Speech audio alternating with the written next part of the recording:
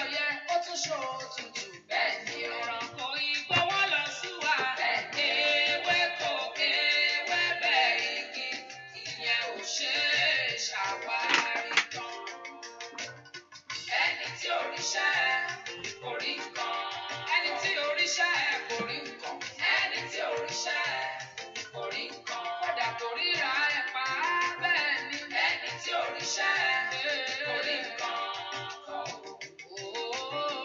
Ẹni tí òrìṣà kò rí nǹkan.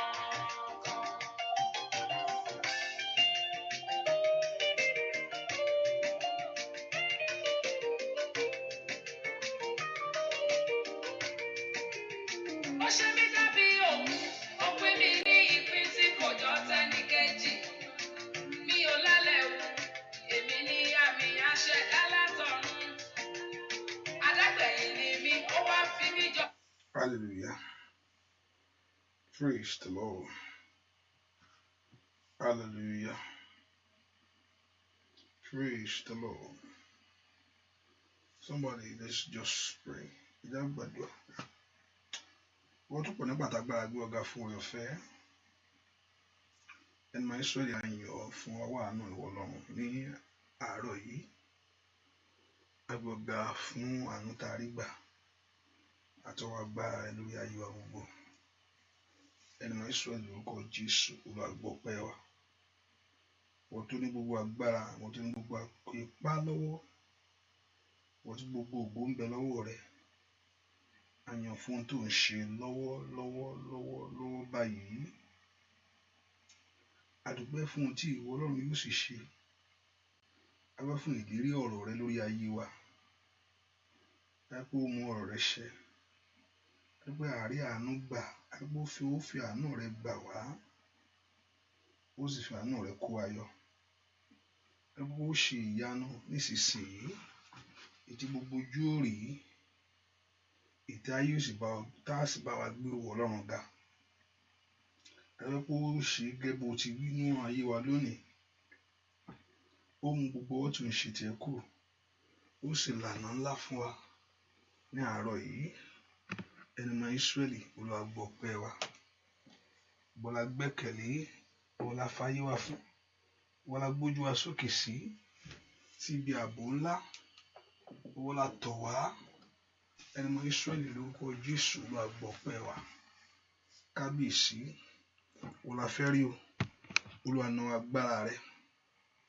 Kábíyèsí, bọ́lá fẹ́ rí o, Olúwa nawọ́ ìṣẹ́gun rẹ̀. Kábíyèsí, bọ́lá fẹ́ rí, Olúwa nawọ́ ìdáǹdè rẹ̀. Jẹ́ kí orúkọ rẹ kó di mímọ̀. Jẹ́ kí ọ̀rọ̀ rẹ kó wá sí ìmúṣẹ. Ní ìparí ohun gbogbo, a ó sì yìn ọ́ láì lórúkọ Jésù Kristi, Olúwa àti olùgbàlà wa. Àmín. Ọmọ Ọlọ́run, láti inú ọkàn rẹ mo fẹ́ kó gbé Jésù ga láàárọ̀ yìí. Mo fẹ́ kó dúpẹ́ fún oore tó ṣe. Èèyàn bá mọ nílò àmọ́pẹ́ dúró dáadáa ni. Mo fẹ́ ká ronú jinlẹ̀ ká wo ohun tó Ọlọ́run ṣe nínú ayé wa. Òun náà sọ náà rẹ̀ pé tá bá ń bọ̀ síwájú òun, ká wá pẹ̀lú ọpẹ́, ká wá pẹ̀lú ìyìn láti mọ rírì orí bàbá yìí. Ọba tó fi àánú gbà wá, ọba tó fi àánú wá wa rí, ọba tó fi àánú kó wa yọ. Jésù onífẹ̀ẹ́ jùlọ, a yìn ọ́ fún iṣẹ́ rẹ nínú ayé wa lónìí. Ó dúpẹ́ lọ́wọ́ Ọlọ́run fún ohun tó ń ṣe, fún ohun tí ó ṣe nínú ayé rẹ, fún ohun tó ti dáwọ́lé. Bẹ́ẹ̀ ká dúpẹ́ fún àǹfààní ìwà láàyè, oore ojoojúmọ́, oore ìgbà gbogbo, oore lórí ọmọ, oore lórí aya, oore lórí ẹbí. Bẹ́ẹ̀ ká dúpẹ́ ká mọ rírì oore Ọlọ́run yìí. Olúwa o ṣeun o. Dúpẹ́ lọ́wọ́ Ọlọ́run yìí. Olúwa o ṣeun o. Olúwa o ṣeun o. Olúwa o ṣeun o. Olúwa o ṣeun. Bẹ́ẹ̀ kó dúpẹ́ lọ́wọ́ Ọlọ́run fún oore ọ̀fẹ́ tó rí gbà níwájú rẹ̀ sẹ́. O ṣé bàbá. Dúpẹ́ lọ́wọ́ Ọlọ́run yìí. Tí èèyàn bá dúpẹ́ wájú Olúwa, tí èèyàn mọ orí rẹ̀, yóò dán kó ṣe míì fún yàn. Dúpẹ́ fún oore tó ṣe. Dúpẹ́ fún ohun tí ó ṣe nínú ayé rẹ ní àárọ̀ yìí. ọba tí ó mú ẹkún rẹ kúrò, tí ó ṣe ìyanu, èyí tí ó lànà. Jésù o ṣé o, o ṣé o, Jésù o ṣé o. Dúpẹ́ lọ́wọ́ Ọlọ́run. Dúpẹ́. Ìwọ lọ́pẹ́ yẹ, ìwọ ni ìwọ lọ́pẹ́ yẹ, Jésù ọba ayérayé. Ìwọ lọ́pẹ́ yẹ, ìwọ ni ìwọ lọ́pẹ́ yẹ o, Jésù ọba ayérayé. Ìwọ lọ́pẹ́ yẹ, ìwọ ni ìwọ lọ́pẹ́ yẹ, Jésù ọba ayérayé. Ìwọ lọ́pẹ́ yẹ lórí ayé wa, ìwọ ni ìwọ lọ́pẹ́ yẹ o, Jésù ọba ayérayé. Ìwọ lọ́pẹ́ yẹ, ìwọ ni ìwọ lọ́pẹ́ yẹ o, Jésù ọba ayérayé. Dúpẹ́ lọ́wọ́ Ọlọ́run bá tó bẹ́ẹ̀ tó jù bẹ́ẹ̀ lọ. Mo dúpẹ́ lọ́wọ́ rẹ̀. Mo mọ̀ pé mo mú ìwà o, gbọpẹ́.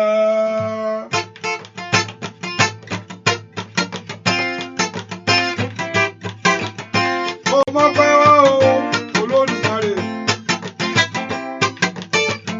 Mo mọ̀ pé wá, mo mú ìwà o, bàbá. A mọ̀ pé wá, a mú ìwà o, Olódùmarè.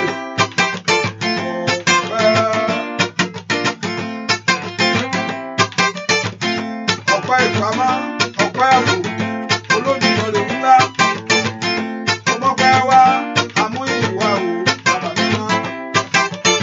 Ọpẹ́ lórí ọmọ wa. Ọpẹ́ óyá, ọpẹ́ ìgbàlà ọ̀fẹ́ tó rà wá padà lọ́wọ́ ibi.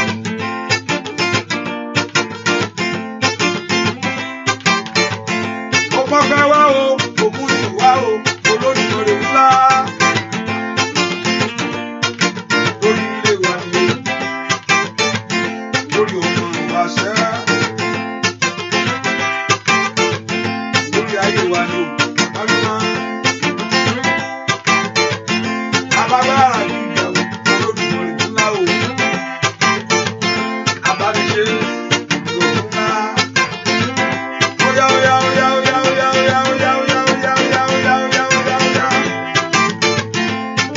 Mo mọ̀ pé wá o, mo mú ìwà ṣẹ́. Ọpẹ́ rẹ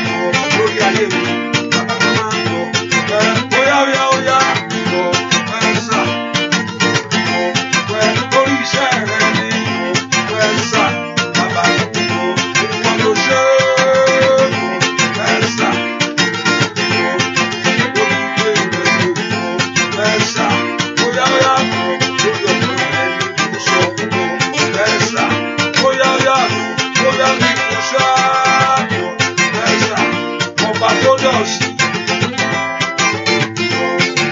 Ó lè kí ìlérí lè ṣẹ ní ọ̀fẹ́sà.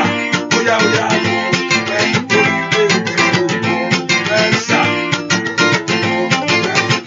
Bóyá bóyá lọ ọ̀fẹ́sà. Bàbá mi lọ ọ̀fẹ́. Bóyá bóyá lọ ọ̀fẹ́sà. Bóyá lọ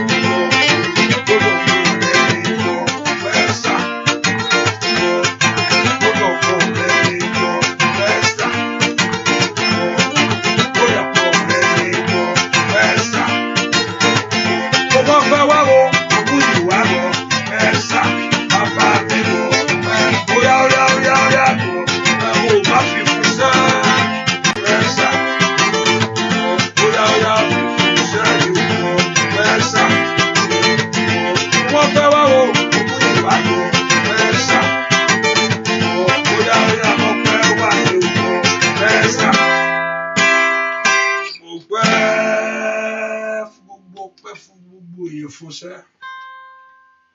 Jésù ṣe o, ọba tó ṣe ọ́ lóore ńlá,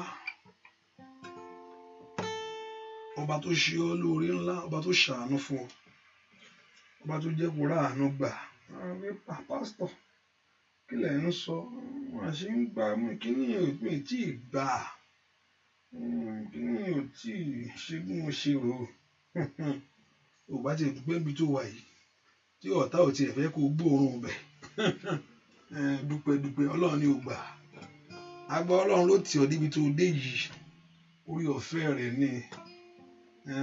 Ohun tí ọ̀tá lérò ojú bẹ́ẹ̀ lọ fún ọ láyé, Ọlọ́run ni ò gbà fún wọn. Dúpẹ́ lọ́wọ́ Ọlọ́run yìí. Má wo ohun tó ò tíì níyẹn o, má wo ohun tó ò tíì níyẹn o. Ohun tó ń ṣe inú ayé rẹ lọ́wọ́lọ́wọ́, ẹni tó ń palẹ̀ ọ̀tá mọ́wájú rẹ sẹ́, èyí tó mú ọ débi ayọ̀ rẹ, wà ó kú débẹ̀, yóò kúkú di mímọ̀ fún ọ láyé. Ọ̀rọ̀ rẹ ipò yìí tó wà lónìí yóò kúkú dìtàn náà ayé rẹ, á kú dìtàn sí, yóò já sí ìtàn rere fún ọ. Dúpẹ́ lọ́wọ́ Ọlọ́run, ó ṣé o, ọba tí ò gbàgbé mi, ọba tí ò gbàgbé mi. Olóore mi,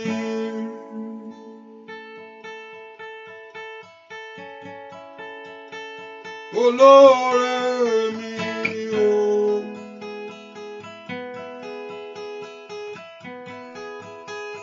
olóore àwa,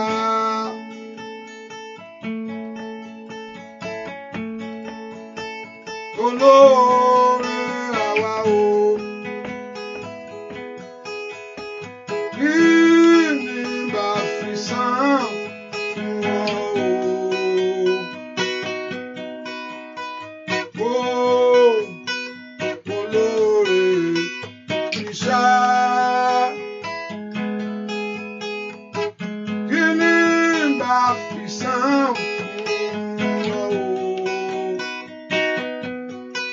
Bàbá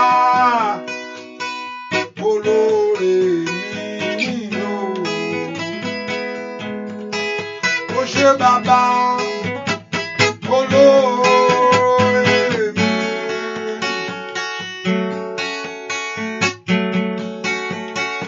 olóore mi o,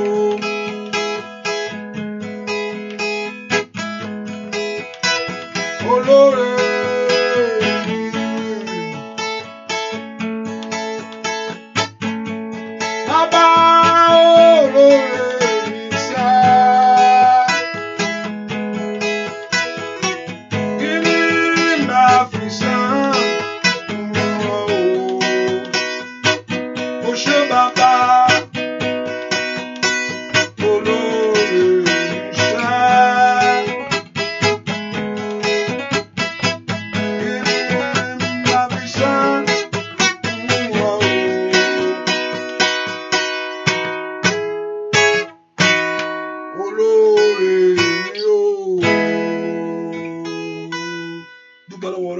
Ṣàánú fún ọba tí òjòjú tì ọ́,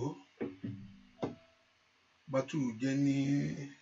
tí ò jẹ́ kí ipa ayé ká ọ, ọba tí ò jẹ́ kí ọ̀tá rí ọ mú. o bá dúpẹ́ lọ́wọ́ ẹni tó ní ọ́, ẹni tó ṣàánú fún ayé rẹ ni, olóore ńlá lórí ayé rẹ, olóore ńlá lórí ọmọ rẹ gbogbo, gbọ́ fún ìyanu rẹ lórí ayé rẹ sẹ́.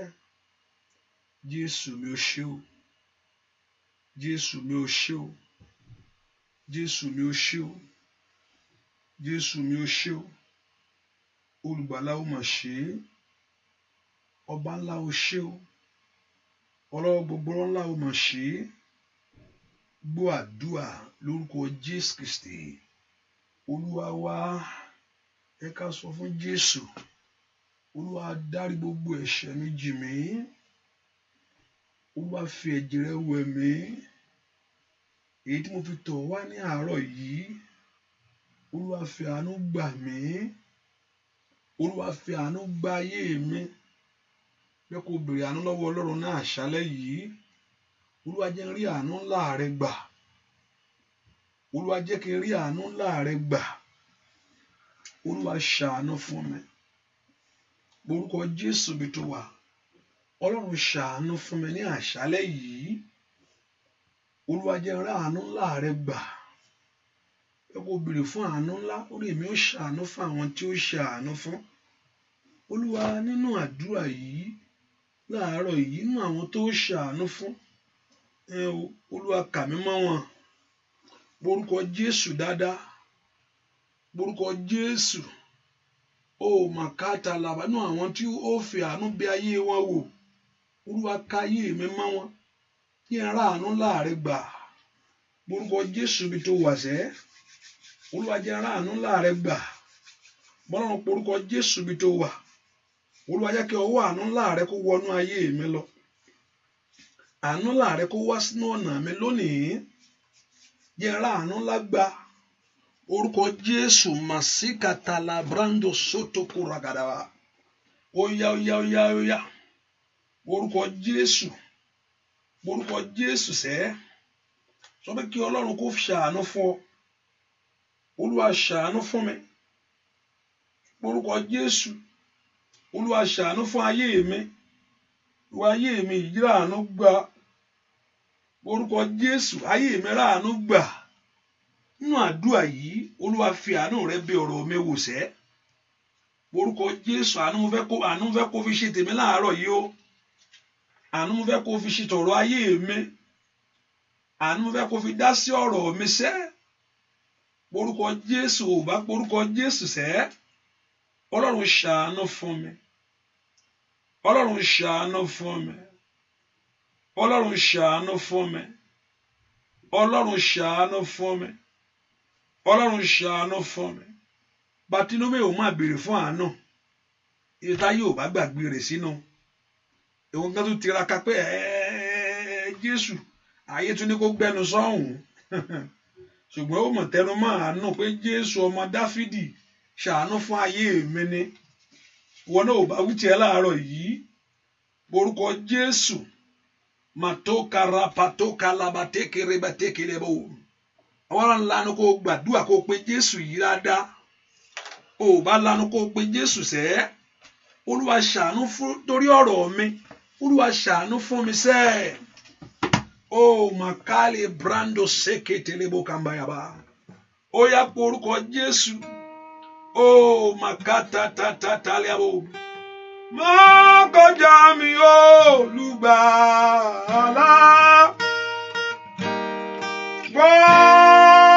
Gbàdúrà mi. Láti wá pàpẹ́ lómi. Má ṣe kọ́ yà mí. Jésù, Jésù,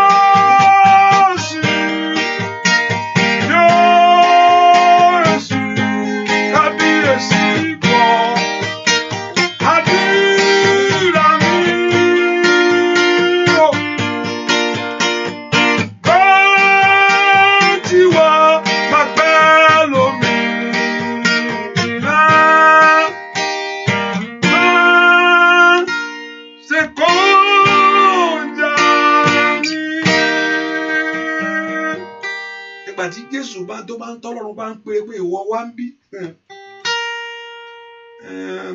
tí kó mọ́ gbàgbé ẹ̀ kó dó bẹ̀. Ìgbà tí ó bá ń pínre ó sì ń ṣẹlẹ̀ láàrin ló ń ṣẹlẹ̀ ní ayé yìí. Lénìí ẹnìkan sì gbéyàwó náà lénìí báyìí. Kó má gbàgbé tí ẹni ṣẹ́ kí àánú kó dájú fún ọ ni o. Ẹnìkan sì gba lẹ́tà oríire ayọ̀ rẹ̀ lónìí. Kí Ọlọ́run má gbàgbé tí ẹni ìgbà tó bá ń pínre ìká. Ìgbà tó bá yànda èrè fún àwọn ènìyàn sẹ́. Má má gbàgbé mi síbi tí mo wà Olódùmarè. Ó mà ṣe tètèlì kalaba kàtàkà yébò kaba. Orúkọ Jésù. Ó yá Olúwa dìde nítorí ọ̀rọ̀ mi sẹ́. Ní ìgbà tí ìwọ bá ń pínre, tó bá yànda àṣeyọrí fún àwọn èèyàn láyé, fóun tó ń gbàdúrà fún táwọn kan rí gbà. Ẹ pé orúkọ Jésù sẹ́. Ọlọ́run mú tèmi lé mi lọ́wọ́. Má má gbàgbé mi bàbá. Ìwọ lórísun ìtùnú mi. Ó màsàtà ìwọ lójú ìyè fún mi lọ. Ó orúkọ Jésù àánú kó dájú fún mi. Ó màkáyà bàbá ṣèkèrè bò. Orúkọ Jésù àánú dájú fún mi láàárọ̀ iṣẹ́. Olúwa fi àánú wá ayé àwọn ọmọ mi rí o. Olúwa fi àánú yànda tèmi fún mi. Gbúà dúà lórúkọ Jésù Kristi. Olúwa wá Olúwa. Èmi mọ̀ rè o. Má má jẹun jìyà láì kí o. Óyá o. Olúwa. Èmi mọ̀ rè o. Bàbá. Má má jẹun jìyà láì kí o. Nínú ayé tí mo wá. Láàrin ẹbí iṣẹ́ o. Láàrin ọ̀rẹ́. Óyá. Lórílẹ̀-èdè ìṣàlá mímọ́. Èmi ò gbúdọ̀ gbé láyé.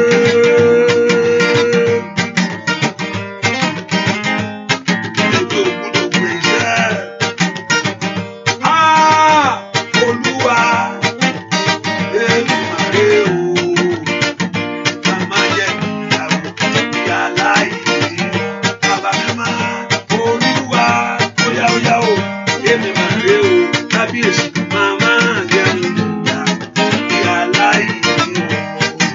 Ọ̀nà ọmọ kì í ní màmá ṣaláì ní. Ó ní èmi a ṣe máa pa wọ́n Olódùmarè. Ó ní àwọn tó gbẹ́kẹ̀lé Olúwa sẹ́. Wọn kì yóò ṣaláì ní ohun tó dára.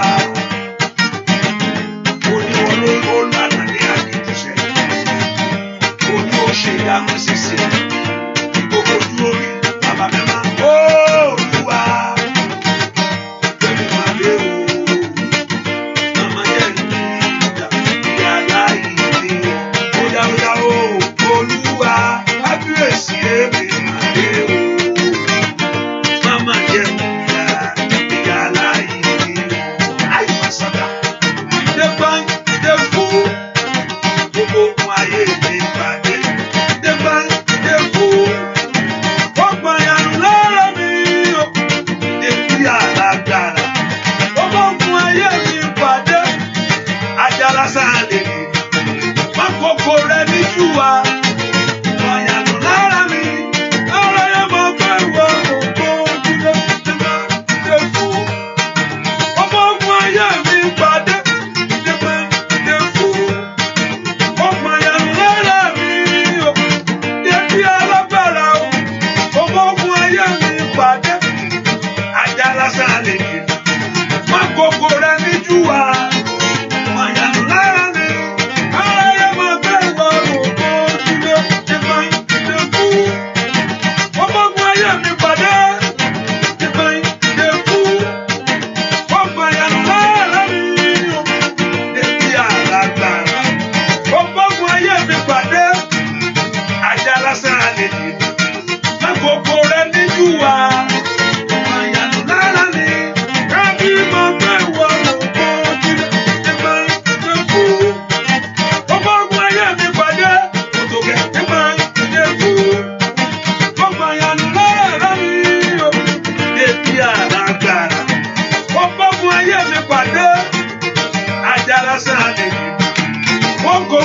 Olúwa.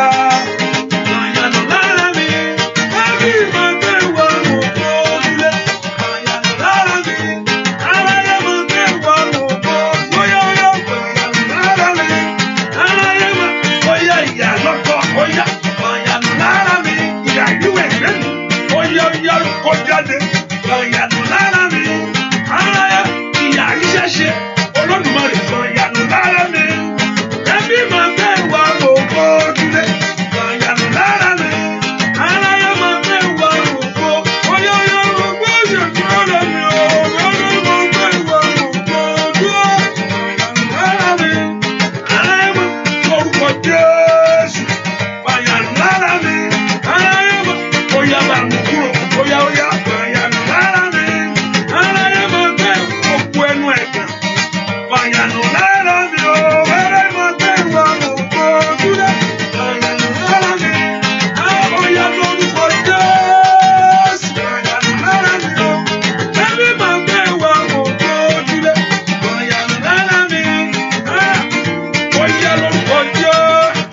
Ìyanu lára mi, ẹbí máa gbé wa mọ̀ kó ojúlé. Ìyanu lára mi, ẹbí máa gbé wa mọ̀ kójúlé. Ẹ porúkọ Jésù nítorí ọ̀rọ̀ ayé mi yìí. Olúwa dìde. Mo ní ìṣòro ayé ẹni kò yẹ pé ó fẹ́ fìyà jẹ olú ẹnìkan. Ó ti fẹ́ gba ọ̀run lọ́wọ́ ẹ ni. Gbà pé èèyàn ò lówó lọ́wọ́ láyé òun jìyà ọ̀rọ̀ oúnjẹ jẹ yẹn. Èyí kọ́kọ́ fẹ́ fi òrọ́kọ oríkan òrọ́mọ oríwé ìgbélu nǹkan kan tó ń ṣẹlẹ̀ nínú ayé ẹ. Ìgbẹ́ pé Sátánì ó fẹ́ fi gba ìgbàlà sọnù. The main purpose of it ni láti gba ìgbàlà sọnù ní. Ogun ló òfin ní gbà pé kógun ayé rẹ borí rẹ. Ẹni tí ò níṣẹ́ temptation ẹ̀ ga. Ìfúra máa joríṣiríṣi ibi tó dó sí nìyẹn náà. Àwọn ẹgbẹ́ ẹ ti kọjá ẹ̀ ó wá nǹkan ṣe sára rẹ̀. Ó dọ́gbọ́n sí nǹkan tó ń sọ yìí náà.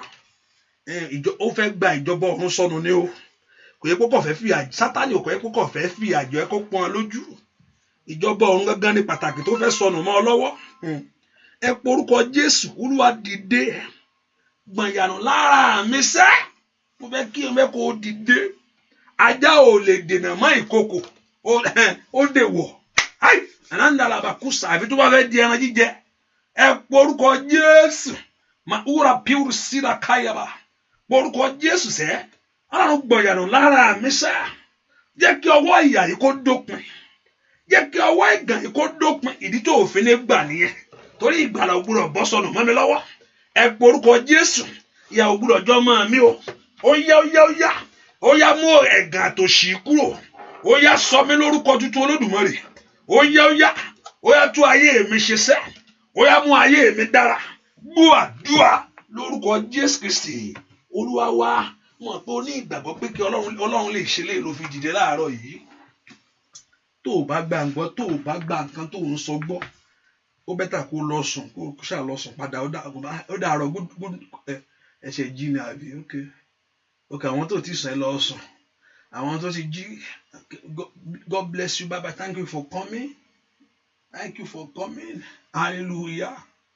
Ó láti gba ohun tó ń sọ pọ̀ pé àníṣe lọ́wọ́ olóore yìí lọ́wọ́ ìyanu mẹ́wàá èyí tí ń ṣe Jésù. Ó dá kó mú lé ọ lọ́wọ́. Ó dá ká àdúrà kó gbà kó jẹ́ fún ọ. Ó dá ká àdúrà kó gbè ọ́. Tẹ́pẹ́ Ọlọ́run ló máa ń ṣe ìyanu ayé ẹni gẹ́gẹ́ bó ṣe sọ̀rọ̀ rẹ̀ pé promotion is not from the east, not from the north, is not from the south, is from him. Ó dá kó gbé orí rẹ̀ sókè sẹ́. Tẹ́pẹ́ òun ló sọ pé òun lọ́lọ́run gbogbo ara pé kò sóhun tó ṣòro fóun. Bóun tó gbé wá síwájú rẹ̀ kò bá lẹ́rù kò sì já láyà. Ó dá kó bá mú gbogbo ẹrù ayé rẹ̀ lọ. Ó dá kó fi ọwọ́ agbára fi ṣe tiẹ̀ sẹ́. Mà tó líkẹ́ rábàkátayaba. Ẹ porúkọ Jésù àkókò mọ̀ ti tó Olódùmarè. Ó yá dá mi lóhùn níbi àyè ńlá. Màsáìdà. Ó yá dá mi lóhùn níbi àyè ńlá. Ẹ porúkọ Jésù. Ó yá dá mi lóhùn níbi àyè ńlá. Ó yá dá mi lóhùn níbi àyè ńlá. Gbúàdú sọ pé Jésù kò dá ọ lóhùn níbi àyè ńlá. Fàgbára rẹ ṣe tèmi o bàbá. Fàgbára rẹ ṣe tèmi. Fàgbára rẹ̀ ṣe tèmi o. Fàgbára rẹ̀ ṣe tèmi. Ó dára fún mi láyé.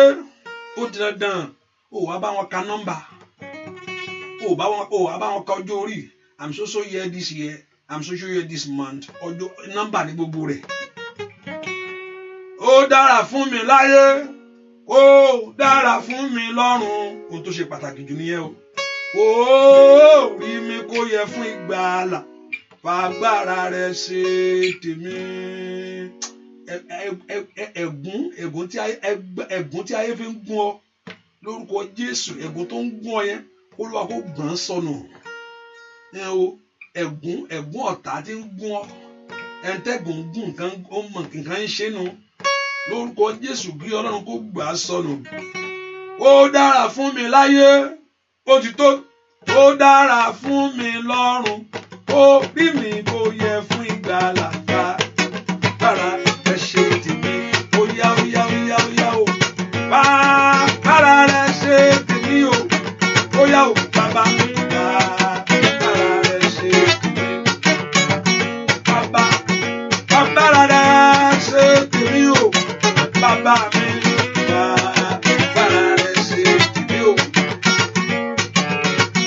Ó dára fún mi láyé. Ó dára fún mi lọ́run. Orí mi ó yẹ fún ìgbàlà. Fàgbára rẹ̀ ṣe tèmi. Ọmọ Ọlọ́run gbàdúrà mi. Ó di dandan kọ́ Ọlọ́run kó ṣe ti ọdún oṣù. Ọjọ́ náà Olódùmarè ńlá. Wọ́n jẹ́ ọjọ́ lọ mọ́ mi lọ́wọ́ bàbá mi náà. Má jẹ́ kọ̀rọ̀ wa kó dọ̀rọ̀ yẹ̀yẹ̀ láàrin ẹbí. Ayáyáyá òògùn ọ̀rọ̀ rẹ̀ àti ẹ̀mẹ́lẹ̀ tó ń ṣe ẹjọ́ mẹ́ta yìí. Àmọ́ tó dààmú rẹ̀ láti jọ ìgbòkú wa, òun nìkan ló kù láàrin wa. Òun nìkan ló sì wà kiri ẹ̀. Òòyà má bàa rìn mọ́, kó má kó nǹkan rọ̀. Agbára rẹ̀ ṣe tèmi o. Agbára rẹ̀ ṣe tèmi o. Gbogbo orí ìdílé. Agbára rẹ̀ ṣe tèmi o. Bàbá mi. Agbára rẹ̀ ṣe tèmi o. Ó dára fún mi láyé. Ó dára fún mi lọ́run. Orí mi kò yẹ fún ìgbàlà. Agbára rẹ̀ ó yá lórúkọ Jésù. Agbára rẹ̀ ṣe tèmi o. Nínú ọdún yìí. Agbára rẹ̀ ṣe tèmi. Lórí ọgbà. Agbára rẹ̀ ṣe tèmi o. Alágbára gíga. Agbára rẹ̀ ṣe tèmi o. Ó dára fún mi láyé. Ó dára fún mi lọ́run. Orí mi kò yẹ fún ìgbàlà. Ó yá ká ayé mi kò yẹ fún ìgbàlà. Ìgbàlà rẹ̀ kò ṣe. Ọmọ rẹ̀ kò yẹ fún ìgbàlà. Sẹ́fà. Ó yá kó dá ògo padà. Lórúkọ Jésù. Inú ọdún ni mo wí, bàbá mi máa ń fa. Ìgbàlà rẹ̀ ṣe tèmi. Láàárín àwọn ọ̀rẹ́ mi láyé. Ìgbàlà rẹ̀ ṣe tèmi. Láàárín ẹbí. Ó yá pa. Ayáyáyáyá sí kékeré yẹn la. Nínú àdúrà yìí, Olódùmarè fa. Àyà sọ́jà. Rákàpáyà dábàbà. Ìgbàlà rẹ̀ ṣe tèmi. Orí mi kò yẹ fún ìgbàlà. Ó kú aṣọ ìyá Olúwa bọ́dà. Ó yá fà. Gbogbo ọwọ́ ìka yìí. Ó yá kó jáde sáfà. Ìgbàlà abániṣe. Ó yá dá sí ọ̀rọ̀ ayé wa sẹ́fà. Ìgbàlà rẹ̀ ṣe tèmi. Orí mi kò yẹ fún ìgbàlà sẹ́fà. Ìgbàlà rẹ̀ ṣe tèmi. Ayé rẹ̀ kò yẹ fún ìgbàlà. Ó dá kọ́wọ́ rẹ̀ kó bá òní láyé. Sí ìdàbọ̀rọ̀ àwọn ọ̀gá lọ́kàtà. Ìgbàlà rẹ̀ ṣe tèmi. Orí mi kò yẹ fún ìgbàlà. Ó wà. Ìgbàlà rẹ̀ ṣe tèmi. Ayé mi kò yẹ fún ìgbàlà. Ìgbàlà rẹ̀ ṣe tèmi. Ẹ gbórúkọ Jésù. Ìwọ Ọlọ́run ó ní kí n má lọ bíkíbí o. ó ní kí n ṣáà gbẹ́kẹ̀lé ìwọ Ọlọ́run. Olúwa fi agbára ńlá rẹ yanjú ọ̀rọ̀ mi. Tọ́lọ́run ò bá lè ṣe, ta ló tún fẹ́ nawọ́ rẹ̀ sí pé mi lè ṣe kíni tẹ́ gbé wá yìí o, ẹ wà á rìn síwájú díẹ̀. Èmi lè sọ bẹ́ẹ̀ fún yín. Àgbà ilé tó gbé wá ẹ̀gà, hallelujah. Ṣùgbọ́n ẹni tó ní ọ kò lè sọ bẹ́ẹ̀. Ẹ porúkọ Jésù. Olúwa fi agbára yanjú ọ̀rọ̀ mi lónìí. Olúwa fi agbára yanjú ọ̀rọ̀ ayé mi, fi agbára rẹ ṣe tèmi fún mi. Mo ní ohun tí Sátánì fẹ́ gbà lọ́wọ́ èèyàn ní ìgbàlà. Kò yẹ pé òrọ́ kọ yẹn, kò yẹ pé òrọ́ mọ, kò yẹ pé òríwé ìgbélu yẹn, kò yẹ pé òrìṣẹ́ yẹn gan ló má tà sí, kò sí nǹkan tó kàn án. Ṣùgbọ́n ìgbàlà ọkàn rẹ ló ń lé láti mú sọnù.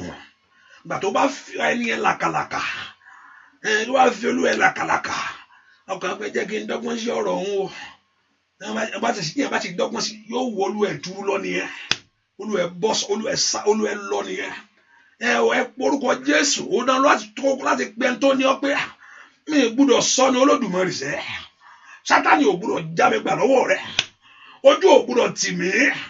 Tèmi ò gbúdọ̀ bàjẹ́, tèmi ò gbúdọ̀ gbé. Pé tèmi kí ó má bàa gbé. Lèmi fi fọ̀rọ̀ ayé mi lọ o.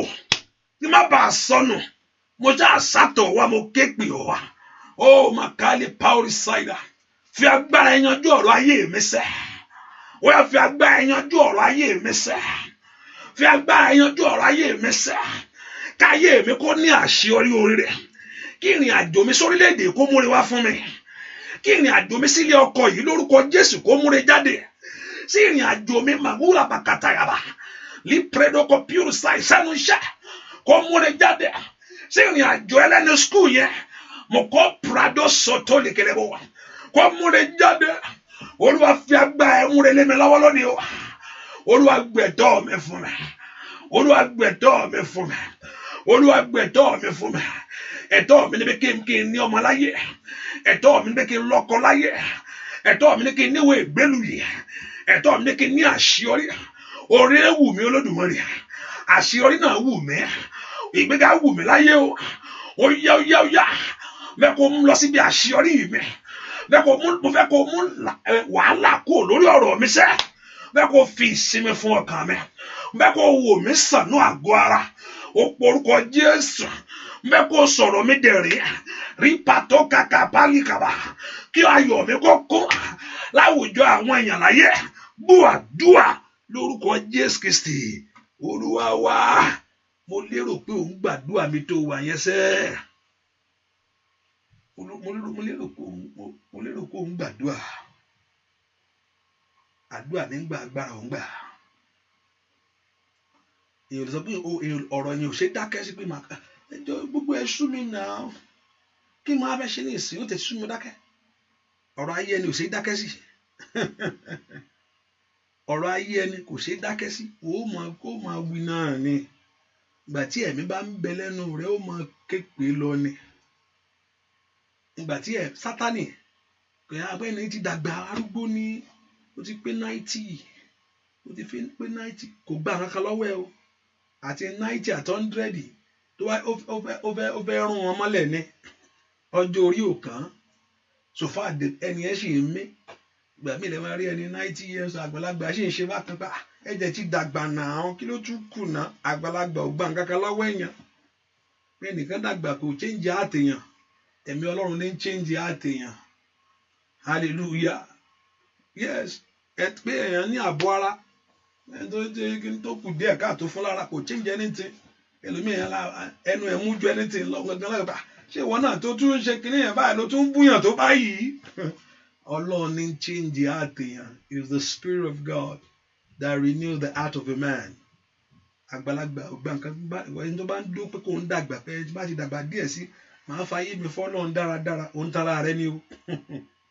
Ògbà tí funfun lédè kó gba àgbàlagbà ògbà nǹkan sọnù. Àgbà mọ́mí ẹ̀dẹ̀ ti dàgbà náà ẹ̀dẹ̀ ti ń ṣe báyìí náà ó ti pẹ́ tí kíní ti wà mi mọ̀ pé kíní ṣì wà lọ́wọ́ yín o. Tí mọ́mí ò bá ṣọ́ra bí ó ṣe bá lọ́nu àbí tó bá gbẹ̀ ẹ̀mí Ọlọ́run láyè wíwó wọnú ọkàn rẹ̀ lọ. Ẹ̀mí Ọlọ́run ní ń gba nǹkan sọnù lọ́wọ́ èèyàn.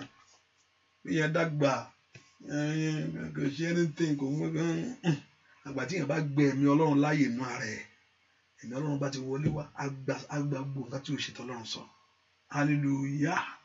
ẹni Sátánì náà kò kọ pé èèyàn dàgbà pé àwọn ẹni ti dàgbà mo ti nà tó mo ti dààmú ẹ̀ tó nà ọ́ she just èwo ló kàn ẹn tó mìíràn tó tún fẹ́ fọ́gi mọ́ lórí hallelujah.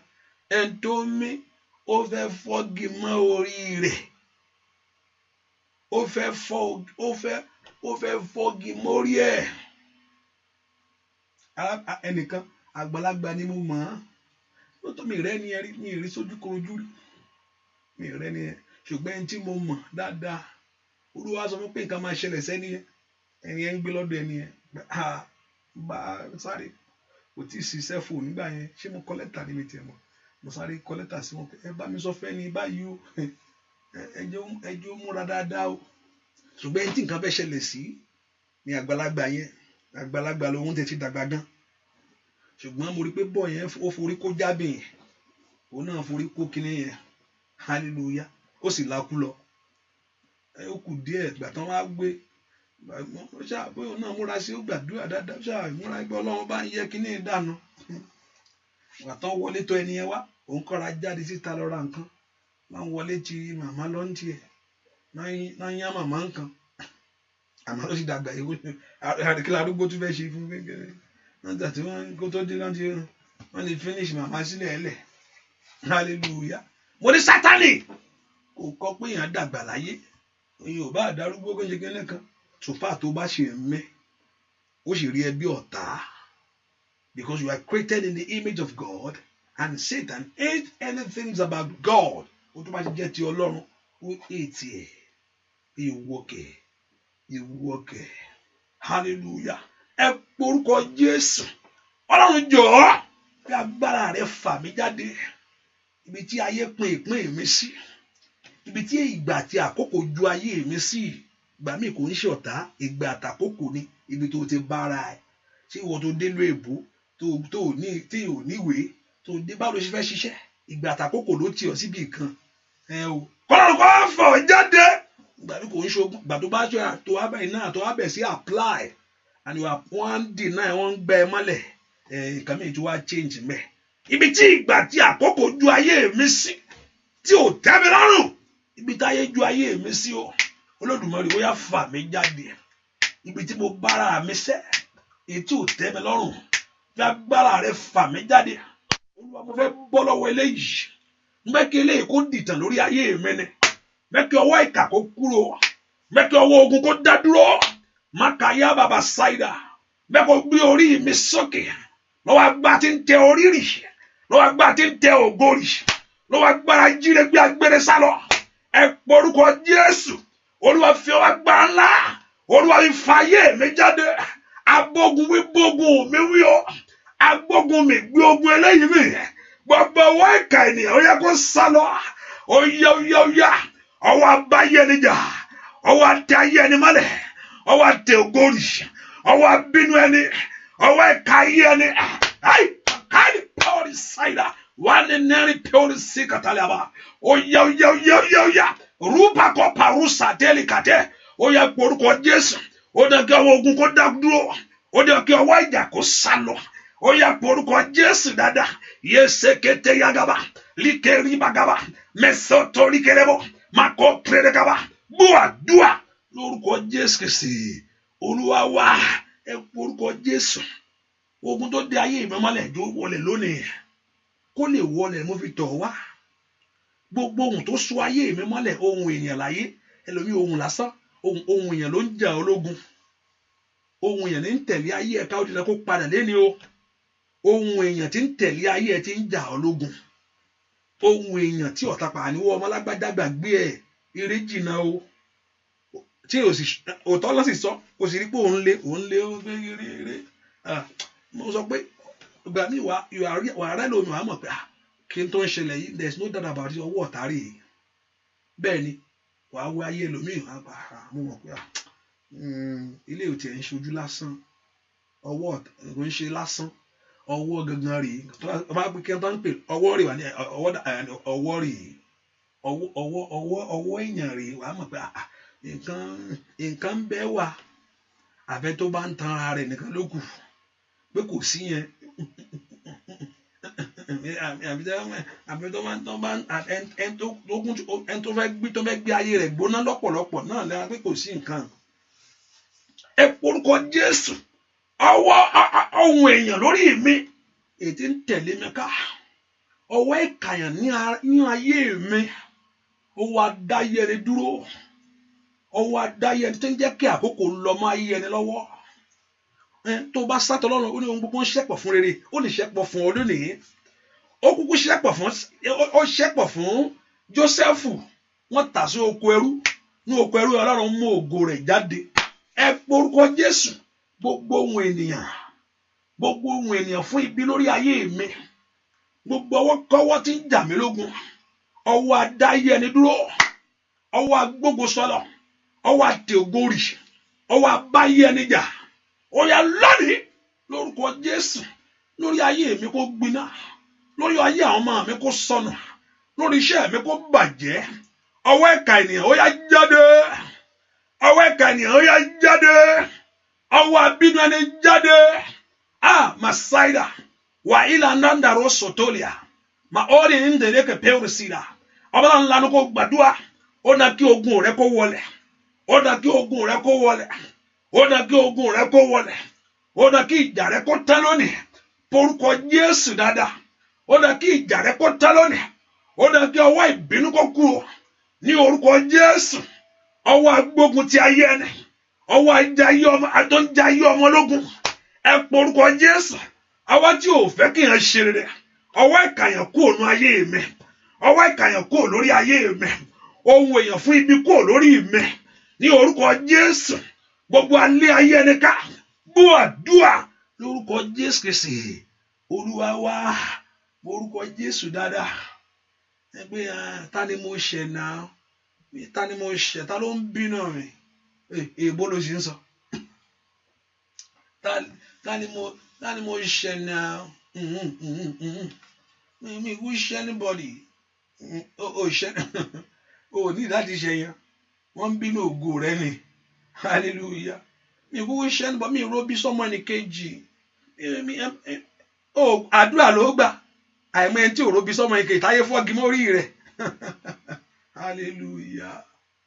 Pé mi kú róbí síyàn, inú funfun mi, inú àbí kó pọ̀ Ọlọ́run kó gbọ́, inú funfun rẹ báwo, inú funfun mi yá gbà mí, inú funfun mi ló máa gbà mí, ọkàn mi tó mọ́. Ẹni ọkàn rẹ ò bá àmọ́jú bẹ́ẹ̀ lọ, kò kan Sátánì, àbí kó pe Ọlọ́run kó gbọ́ lọ́wọ́ ogun. Inú funfun mi, ọkàn mi tó mọ́, mi ní kọ́kàn rẹ má mọ́ o, àní kó pe Ọlọ́run kó gbọ́. Àìmọ̀ etí ọkọ tí Sátánì tán ti yí ayé ẹ̀ dànù, ẹni rere láyé tó ń ṣe rere ló kan Sátánì, ilé kọ̀ọ̀tá tí èèyàn ò bá múra dáadáa, wọ́n á ta ayé olú ẹ̀ rì. Inú funfun àti ọkàn rẹ tó mọ́, Jésù ẹ̀gán ṣe rere, ń ṣeré káàkiri, wọ́n wógi mọ́. Bẹ́ẹ̀ ni Jésù ti ń ṣe, and Bible say is going all about doing good. Ayé rò pé kó kú dànù ní ìwọ kẹwàá kú bí wọ́n kúkú pa á, ṣùgbọ́n wọ́n ti gbàgbé pé Ọlọ́run ni ohun tó yàtọ̀ nìyẹn. Wọ́n pa, wọ́n ti gbàgbé, wọ́n ní if the son of this world should have not crucified Christ, ká ló mọ̀ ni kò bá má pa á, ṣùgbọ́n ó ti gbàgbé pé kò rí lè ṣọ́ àbí lóòótọ́ ni ó ń ṣe ogbẹ́, àbí ẹ kò ń fi kó gbé wò, ikú ló kó ń gbé yẹn wò, ó gbé àgbétì ló gbé, ó fọ́ orí Sátánì pàápàá. Ká Sátánì mọ̀ ni pé Jésù ni Ọlọ́run ni, kò ní pa.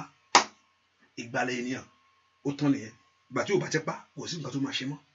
Ṣùgbọ́n kò sure, ó ń bè lọ́wọ́ ẹ̀, if you truly you are the son of God, do this. He's not really sure, but he can see the trace of it in him. Ọwọ́ ẹni yàtọ̀ náà, he can heal. Àbí ọgbọ́n ni, àbí nǹkan tó sọ, because he knew about the prophecy. Àbí lóòótọ́ ni, ó kọ́ mú gbogbo ọmọ, ó pa wọ́n, ó ṣàǹtà àti trace kìíní yẹn, ó láti wádìí kìíní yẹn rárá, ṣùgbọ́n he can't get it. Ó mú lo Hẹ́rọ́dù láti pa gbogbo ọmọ just to get to him. Hallelujah. It's 3 times ni Fáráò ni Sátánì dán kíní yẹn wò. Ìkíní ó rò pé ìgbàlà yẹn máa wá láyé Mósè. Ó bẹ̀ ṣe ohun gbogbo àwọn ọmọ kékeré pápátá, and he can't get it. Miss no second time, and the second time, the time of Jesus, Herod himself, look at it. Ó tún wù pé níbi òun miss alákọ̀ọ́kọ́ yẹn, Mósè ló pè é, ó rò pé àpẹ́ true Moses ní ìgbàlà yẹn á ṣe wá. Ó rò pé no, Mósè kú náà, òun dàbínú sí lára o. Bọ́yẹ jẹ́ kó ń wọlé yìí, kò mọ̀ pé ọmọ Ọlọ́run ni. Ó gbé wo fi kú dán wò. Bọ́yẹ jẹ́ kí n yan orí ẹ̀ mọ́lẹ̀. Ó kúkú yan, ṣùgbọ́n kò mọ̀ pé agbára ikú àtàjíǹde ń bẹ lọ́wọ́ rẹ̀. Ó gbé sánlẹ̀, ó sì jíǹde, and through his blood làwa fi ní ìgbàlà. Only if Christ did not die, and if Christ is not risen, our faith is in vain. Tí Jésù ò bá jíǹde, ìgbàgbọ́ wa asán ni. And without shedding of blood, there is no remission for sin. Láìsí ètùtù ẹ̀jẹ̀, kò sí ìdáríjì fún ẹ̀ṣẹ̀. So ká ló mọ̀ ni, kò ní pa, ṣùgbọ́n kò mọ̀, ó pa, hallelujah. Kí ìwọ náà kó lè rí ìgbàlà. So you have to give your life to him totally today. Kò yẹ pé kó wá gba nǹkan lọ́wọ́ ẹnìkan. Hallelujah. But total surrender to him and love him. Hallelujah. Ẹ porúkọ Jésù yóò dópin lónìí. Gbogbo ìpinnu òkùnkùn fún ayé mi. Gbogbo wọn tí ń tẹ̀lé ayé mi kiri. Gbogbo wọn tí ò fẹ́ kí ire rọrùn fún mi. Gbogbo tí ò fẹ́ kí n débi ayọ̀ mi láyé. Gbogbo tí ò fẹ́ kí n ríre mú.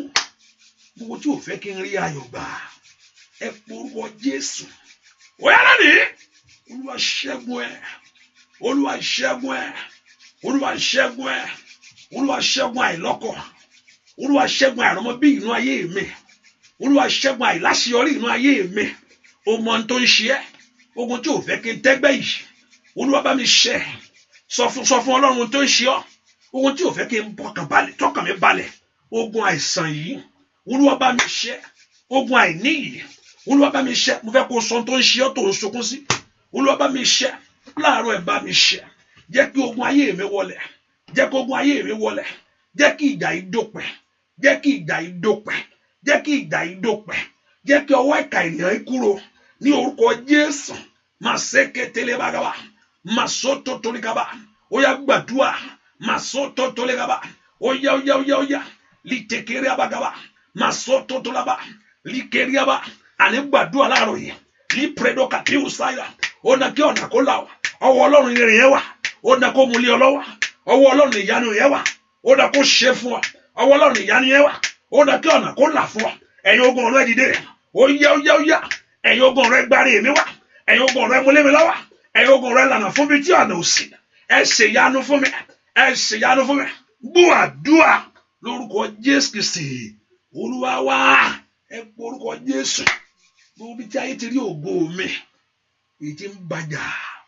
Arógo bógo jà. Arógo bógo bínú. Olúwa ṣẹ́gun ẹ̀ fún mi lónìí.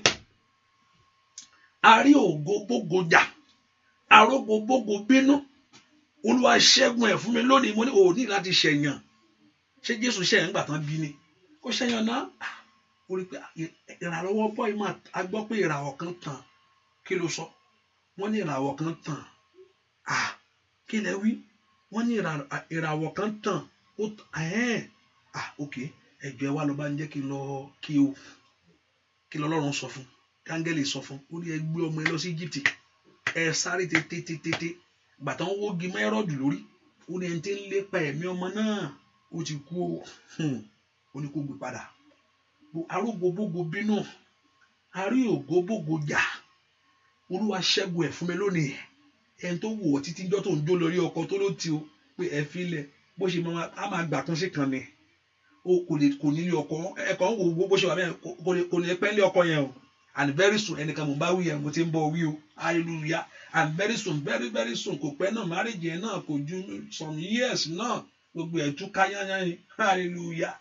Ẹni tó ní òní lílé ọkọ pé ẹ filẹ̀ bó ṣe ń jọ yìí tó ń ṣe mùkẹ́mùkẹ́mùkẹ́kẹ́ yìí kò ní ìyẹn ò ní pẹ́ àyíjọ́ tó ti pèrò tó ti ń jẹ ìrẹsì yẹn wọ́n lè sọ àsọtẹ́lẹ̀ fún un pé àní ẹ má wọrí ó kàn ń jó ni ẹ máa gbúrò gbọ́ kíní yóò tù ká màkàlì power inside morúkọ Jésù arógo bógo bínú arógo bógo jà ẹni tó wọ̀ pé orin ìrìn àjò pé ẹni ẹ filẹ̀ báàgì méjì tó gbé jáde náà ni ó gbé padà wá kò sí nǹkan tí ó mú tó ò sì múra ẹ má dá òtún ẹ báàgì méjì ẹni yóò gbé wá o tẹnìkan bá sọ̀rọ̀ sí o sọ pé lórúkọ Jésù mo kọ̀ ọ́ má dàkẹ́ ni o má dàkẹ́ lóògùn rẹ̀ ni lórúkọ Jésù ó yá arógo bógo bínú o arógo bógo jà anyone battling with your life anyone matoli about fighting your glory anyone nanda labaku sotoli kaba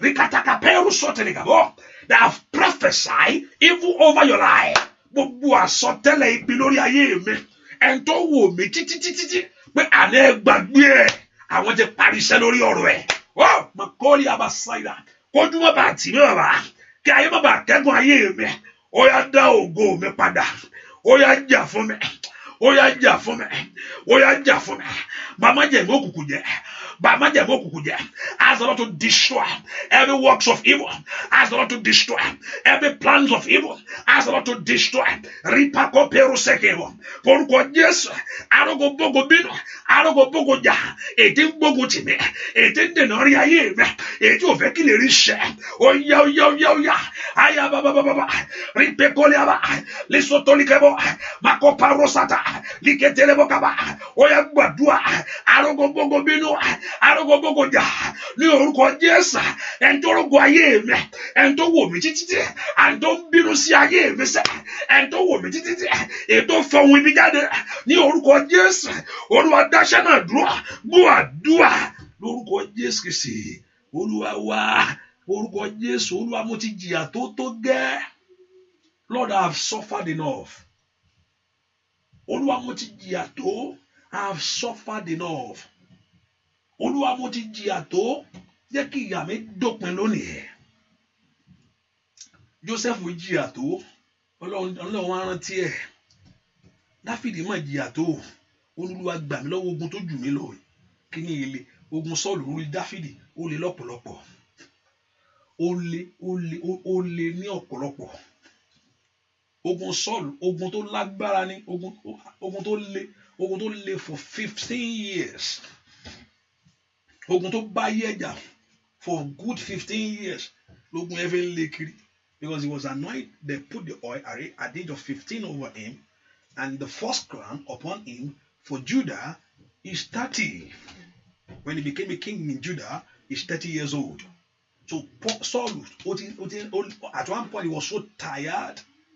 He was, when you look at the psalm, you can tell. You can look at it, the way that thing is following him all around. Asasibi, Saul atole. Asasibi, Saul atole. Ṣùgbọ́n torí pé ó ti fi gbẹ́kẹ̀lé ẹ̀sìn Olúwa, ó borí o. Ọlọ́run dandan kó fi gbẹ́kẹ̀lé ẹ sí àti borí ogun ẹ láyé. Tó o bá lọ síbòmíì, ó ń tan ara rẹ ni, wọ́n ń tàn ọ́ ni o. Wọ́n lè fún ẹ relief. Bẹ́ẹ̀ ni tó o bá lọ, tíyẹn bá sá lọ bòmíì, wọ́n ń tan rẹ, wọ́n kò ṣáíwú, wọ́n ní kò pẹ́, wọ́n ní kò tẹ̀jẹ́ wúrẹ́ sílẹ̀. O kò tá lẹ̀ ní òyà lọ jẹ́. Òyà lọ mú jẹ́ lálálá, wọ́n ní kò rúbọ. O tẹ̀jẹ́ wúrẹ́ yẹn sílẹ̀. Òyà lọ mú jẹ́. Kò lè gbà ọ́. Agbára wọn, bàbá wa lágbára náà. Àwọn kan lágbára náà. Ǹjẹ́ ta lágbára náà bá ṣubú lọ́wọ́ ọ̀tẹ̀? Agbára kan ni ayé ò lè gbé ṣubú. Òun agbára tí ń bẹnu Jésù. Kò sẹ́ni ẹ bá ti fi Ọlọ́run ṣe bí ìsádi ẹ̀. Ó ní àwọn tó gbẹ́kẹ̀lé àwọn dàbí òkè Síónì. Èyí tí a kò ṣe é ṣí nídìí ni.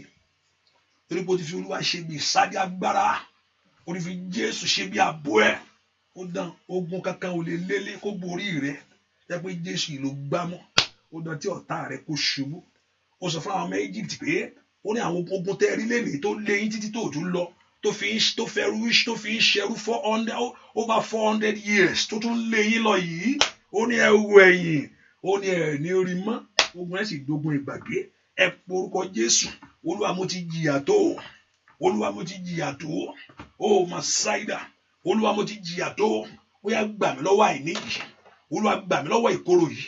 Olúwa gbà mí lọ́wọ́ ìbànújẹ́ yìí, Olúwa gbà mí lọ́wọ́ àìsàn yìí, Olúwa gbà mí lọ́wọ́ àìrọ́mọbí, Olúwa mo ti jìyà tó, eléyìí tó gẹ́, eléyìí tó gẹ́, eléyìí tó gẹ́, óyá o, orúkọ Jésù, óyá bàbá gbọ́ náírà gbogbo mi yọ, bàbá gbọ́ náírà gbogbo mi yọ, óyá o, ọwọ́ rẹ̀ dà,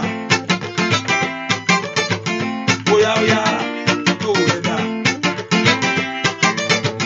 bàbá gbọ́ náírà gbogbo mi kó jáde bá gbọ́ náírà gbogbo mi yọ, óyá lórí ọmọ gbogbo mi yọ, lórí aya gbogbo mi yọ, lórílẹ̀-èdè gbogbo rẹ̀ yọ, óyá bàbá gbọ́ náírà gbogbo mi kó jáde bá gbọ́ náírà àìsàn rádà gáyàgáyà, óyá lórúkọ Jésù. Óyá lórúkọ Jésù. Bàbá gbọ́ náírà gbogbo mi yọ, lórí gbogbo mi yọ, láàrin mi óyá sọ bẹ́ẹ̀, yọ̀pọ̀ gbogbo mi yọ, óyá gbogbo mi yọ, lẹ́nu iṣẹ́ gbogbo, lórí bísíǹsì gbogbo, lọ́wọ́ gbogbo mi yọ, gbogbo mi yọ, bàbá gbogbo, ayé gbòòrì gbogbo, gbogbo etí gbogbo, óyá gbogbo, nínú oṣù yìí ní iṣẹ́ gbogbo mi yọ, óyá gbogbo, óyá bẹ́ẹ̀ tó ní ọkọ̀, àmà rábàtà káyà gbogbo mi yọ, óyá gbogbo,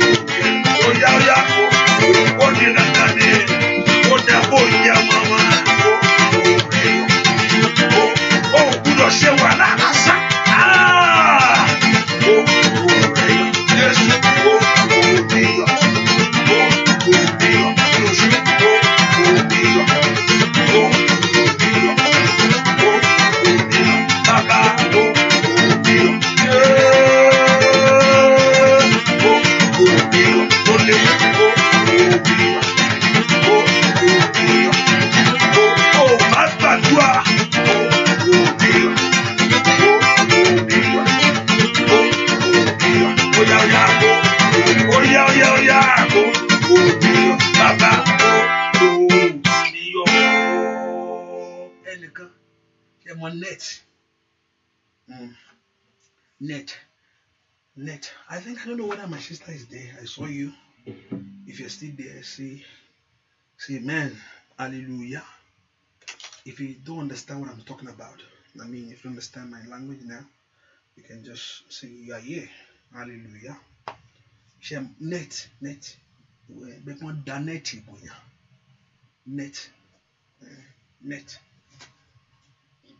Ohun tán mú la máa ń da net bò. Ohun tó bá mú ló máa ní net máa wà bí àwọn ẹja àti oh, you are there. I don't know. Please, I'm sorry. Ẹ porúkọ Jésù. Lord, mú gbogbo àwọn tí ayé dàbò mí. Olúwa mú kúrò. Ẹni tí ayé dà àwọn bò. Ẹni wọ́n ti restrict ayé. Ẹni wà cage. That person cannot exercise the freedom or liberty. Ìmọ̀ pé Ọlọ́run fẹ́ mú àwọn yẹn kúrò lórí ẹni. Gbogbo àwọn tí ayé dàbò ayé mẹ́. Gbogbo àwọn òkùnkùn. Every net of darkness. Every net of failure right now. Ikatayaba. Shadow brado tekelebo. Every net of evil. Gbogbo àwọn tó dá mi dúró. Gbogbo àwọn tó dá ayé mi dúró. Every net of failure upon my life. Every net of disappointment. Gbogbo àmì ìkórìíra. The net of hatred. Ní orúkọ Jésù. Èyí tí ayé dàbò ìrìn àjò mi sẹ́. Olúwa tú sílẹ̀. Mo líàdé abo sóbi abakaliaba. Mo líàdé ro sotolikebo. Open your heart and pray. Lift up voice to God. Orúkọ Jésù kí àwọn ọ̀tá kí Ọlọ́run kó finá sí. Àwọn òkùnkùn lẹ́ ó yá kó mú iná lónìí. Ó yá ngolowa. Olúwa bú àwọn àṣetì kúrò lọ́rùn mi. Àwọn ọ̀tá bọ́. Olúwa bọ́. Gbúà. Lórúkọ Jésù Kristi. Olúwa wá. Orúkọ Jésù. Olúwa jẹ́ kí n rí ìṣẹ́gun. Jẹ́ kí n sì rí agbára rẹ̀. Lord, let me see the victory. Ó ní nǹkan tó ń sọkún sí. Tọ́lọ́run bá lè ṣe kó tètè sọ fún ọ pé òun lè ṣe kó gbàgbé nípa ẹ̀. Àbí kí ni Ọlọ́run bá lè ṣe. Nǹkan tó ń sọ yẹn mi lè ṣe o. Gbàgbé ẹ o. If God cannot do it, so I can't do this. Forget about it. Ó kó sọ fún Mósè pé Mósè bẹ̀ pé Olúwa jẹ́ kí mi náà bá wọn débẹ̀ Ọlọ́run tó yẹ pé ọ̀rọ̀ yẹn má bá wọn sọ mọ́. Òun ti sọ nǹkan tó ń sọ lòun ti sọ yẹn. Ò lọ. Saul, Paul, he went before the Lord. He said, I went before him 3 times concerning this matter. Àmọ́ tó ṣe. Ṣùgbọ́n gbọ́ Ọlọ́run sọ nípa nǹkan tó wà lára rẹ̀ tó jẹ́ bí ìtìjú tàbí ẹ̀gún. Ọlọ́run bá mú kẹ́ni kúrò. Ọlọ́run ní pé don't worry. Má jẹ́ mú kúrò. My grace is sufficient for you. Hallelujah. Lóòótọ́ bá lè ṣe kókó sọ kó má wọlé dà ọ́ kó gbà kámú. Ṣùgbọ́n Olúwa ó ṣe ohun tuntun ni. He has said it that I'm going to do a new thing. That is going to spring forth. Hallelujah. That tí gbogbo ojú ó rí ó sọ náà pé I will do a new thing. Olúwa ó ṣe ohun tuntun. Olúwa ó ṣe I'm going to do a new thing. He said I will do a new thing. Òun ó ṣe ohun tuntun. Olúwa mú kúrò.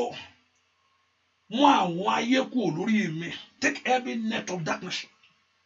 Take away my reproach. Gbogbo ẹ̀gàn tí ayé fi ń gàn mí. Ohun tí ayé ń tọ́ka sí pé mi lè dá ṣe láyé mọ́. Ohun tí ayé sọ pé ó ti parí fún mi o. Ọlọ́run ṣé ó ti parí ni. Dìde nínú agbára ọ̀rẹ́ sọ fún pé o lè ṣe. Mo gbàgbọ́. Oh, makakaka paro soto to le kelebo. Ọlọ́run lanu kò gbà sí I believe. Ọlọ́run mo gbàgbọ́. Ọlọ́run mo gbàgbọ́.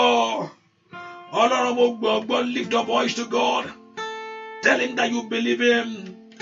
Èmi mọ̀ pé olùdáǹdè mi bẹ láyé. Ó ń bẹ láyé. ó ń bẹ láyé èmi máa pé. I know that God is alive. Olùdáǹdè mi ń bẹ láyé, ó ń bẹ láyé síbẹ̀. Ó sọ pé òun ó ṣe o. Èmi máa pé olùdáǹdè mi bẹ láyé, ó bẹ láyé, ó bẹ láyé. Èmi máa pé olùdáǹdè mi bẹ láyé, ó bẹ láyé síbẹ̀. Ẹni tí gbà mí máa ipò gbé, ẹni tí sùn rárá ọ̀tá kí ilẹ̀ gbógun agbára èṣù lè kó máa gbé Jésù ìgbà mi. Óyá óyá óyá óyá o, èmi máa gbé olùdáǹdè mi bẹ láyé, bàbá ó bẹ láyé, ó bẹ láyé. Èmi máa gbé olùdáǹdè mi bẹ láyé, ó bẹ láyé síbẹ̀. Ẹni tí gbà mí máa ipò gbé, ẹni tí sùn rárá ọ̀tá tí ilẹ̀ gbógun agbára èṣù lè kó máa gbé Jésù ìgbà mi. Ọ̀tá tí ilẹ̀ gbógun agbára èṣù lè kó máa gbé Jésù. Óyá óyá óyá óyá óyá o, kó máa gbé Jésù. Let the Lord Jehovah God will deliver you. Kó máa gbé Jésù. Eléyìí ò nígbà yìí ní Olódùmarè. Óyá kó máa gbé. I know this will not end. Óyá óyá o, kó máa lórúkọ Jésù. Kó máa lórúkọ Jésù.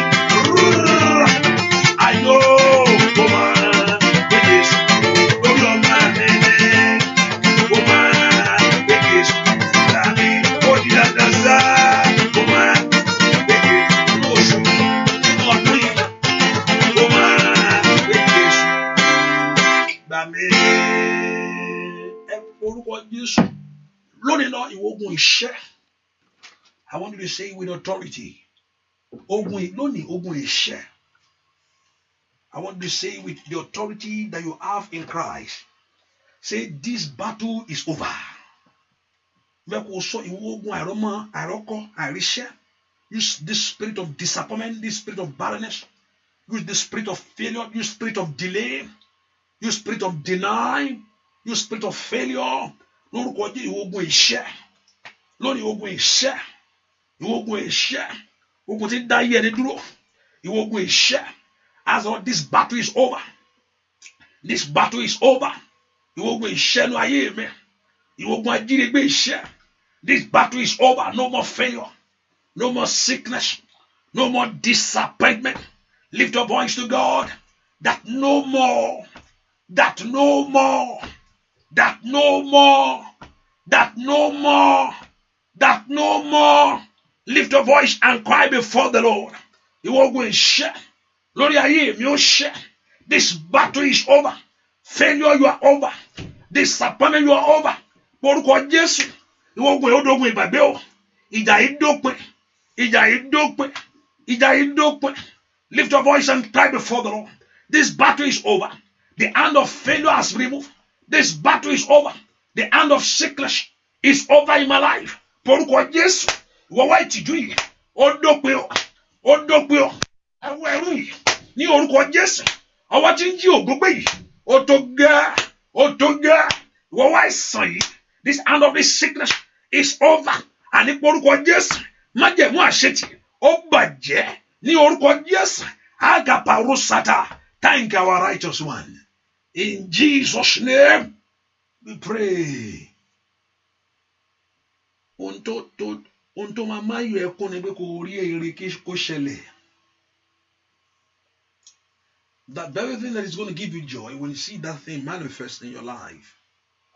But tó bá rí pé kí ni ẹ ṣẹlẹ̀ inú á dùn. Ó wà dá kéèyàn ní tó yẹn gbàdúrà fún kó wá sí ìmúṣẹ o.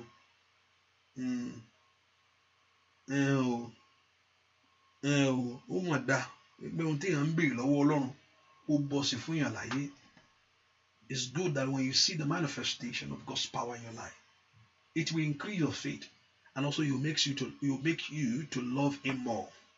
It makes you to love God more. When you see great things that you need in your life manifest to you, you'll be happy. You don't have to do. One night, Ọlọ́run ló gbàgbé mi náà. Ọlọ́run gbà pé God is still with you. God never forgot about you. Ó dá kádùá gbà. Ó máa ń múnú yàn dùn. Ó máa ń dá kádùá gbà. Ó dá kí àdúrà kó wá sí ìmúṣẹ. Ó dá kí èèyàn béèrè ó sì rí ìyanu. Adùn àdúrà nìyẹn. That's the joy of prayer. When you pray and you have result. Result is the joy of the prayers. The result is the main thing. It's not on God's side. It's not on God's side. Which is not what wọ́n dá kí èèyàn gbàdúrà kó gbà ó dá kí èèyàn béèrè kó sì rí bẹ́ẹ̀. Inú Olúwa dùn, ayọ̀ Olúwa kún, ọkàn Olúwa balẹ̀. Ìyẹn á mọ̀ pé Ọlọ́run náà tó wá rántí, Ọlọ́run náà tó jẹ́ Ọlọ́run ó wá ẹ̀mí náà kàn. That means the grace of God locate you. Now I want you to open your heart and tell the Lord, Ọlọ́run, mo fẹ́ kó ṣe ilé ìfẹ́ mi náà. I want you God to do this for me. Ilẹ̀kùn ni mo fẹ́ kó ṣí fún mi kí ayé mọ̀ pé mo ní ọ̀rẹ́. I want to ask God, Ọlọ́run láàárọ̀ yìí mo ẹ̀dùn kan mo gbé wá rèé.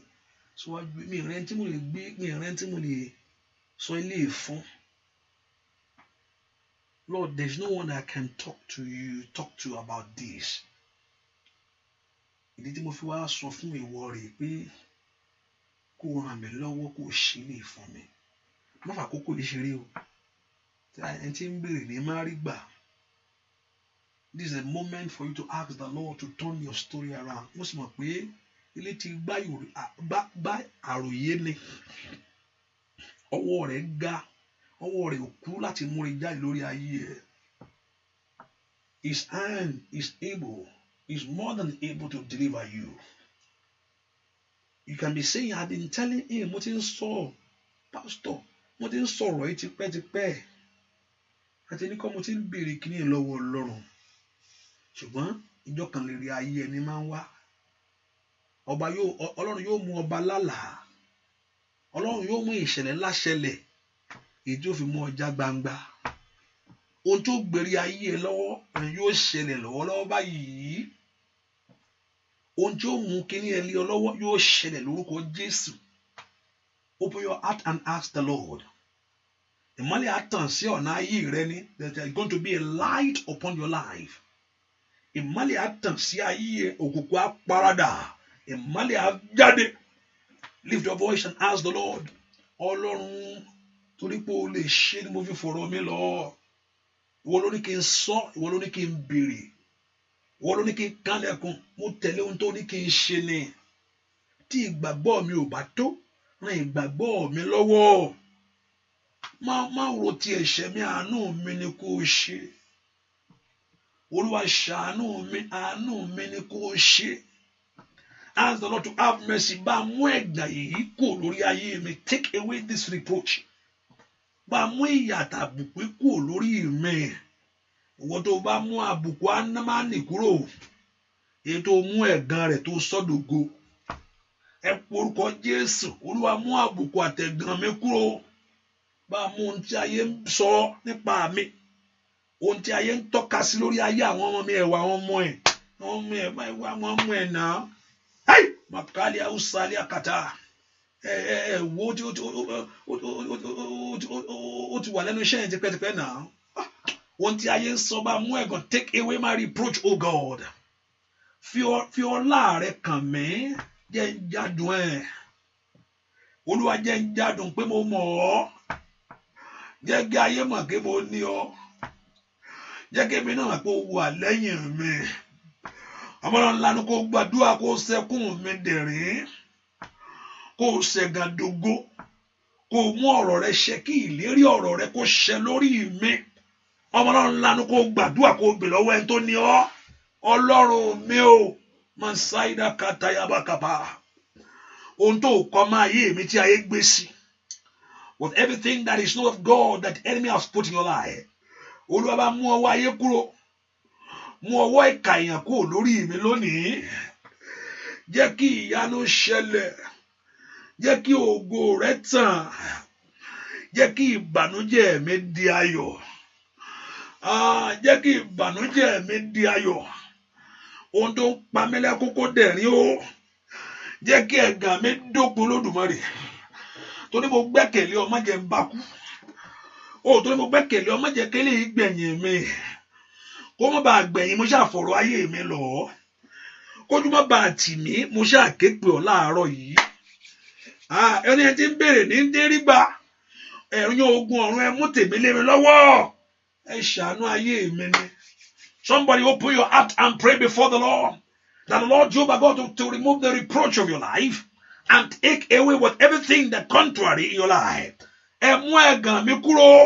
Ẹ sọ ẹ̀gàn ayé mi di ògo. Ó yá ìyanu ṣẹlẹ̀. Níbi tí ò sí ọ̀nà là bàbá. Ibi tá ìsọ pé ó ti parí, Olúwa bẹ̀rẹ̀. Jẹ́ kí ìyanu rẹ kó ṣẹlẹ̀. Jẹ́ kí ògo kó tàn. Jẹ́ kí ògo kó tàn. Jẹ́ kí ògo kó tàn. Yìn ọ́ o. Ọlọ́run mi o. Yìn ọ́ o. Ẹlẹ́dàá mi sẹ́.